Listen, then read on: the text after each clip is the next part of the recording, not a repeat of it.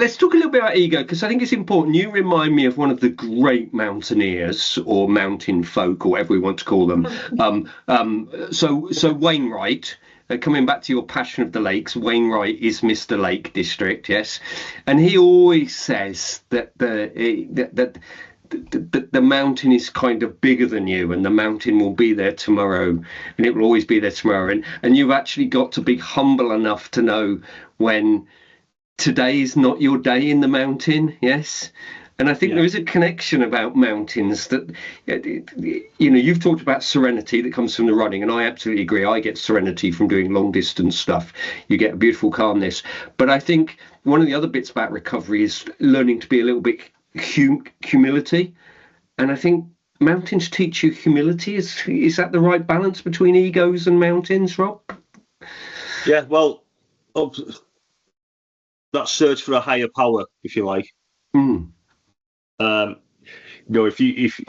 If you can stand underneath a mountain and look up and then deny it's not great, it's not a power greater than yourself, then you're going to struggle with it. But yeah, it's definitely somewhere where you need to leave your ego in the car park.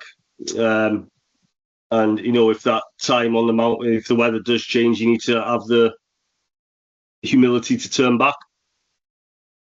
I just, I did compare it with my 12-step journey, with the model. You've got a map and compass, if you like, to get yourself up and down a mountain or whatever you're walking. And then you got your big book and your sponsor kind of thing as your maybe moral compass and your guide. There's all these similarities that, and you've got to, and remaining teachable in recovery is very important, and that also transfers onto the mountain.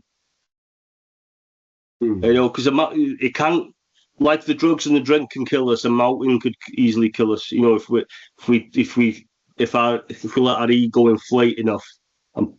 Well, tell me about it. Given the distance, given the distance I flew off it. Yes, it could be the best playground in the world. Yeah. The mountainside, but they can also be a very dangerous territory the same goes with, the drinking drugs were definitely a lovely, beautiful playground for myself at one point. Sure. But it turned into a very nasty, dangerous. And if we lose that element of consciousness in mountains, like we do, if we lose that bit of consciousness in drink or drug taking, then we're into the Russian roulette game, aren't we? Yeah. Yeah.